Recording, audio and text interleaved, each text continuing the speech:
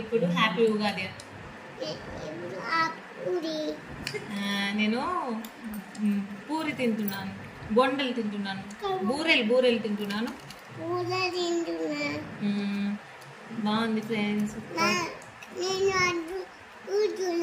అది కూడా పోతుందా? సరే. ఇంకా అందరికి హ్యాపీ ఉగాది అన్న. అమ్మమ్మ బాయ్, తాత బాయ్, మామ బాయ్, అందరికి బాయ్. Happy Ugadi friends. చూపెట్టు,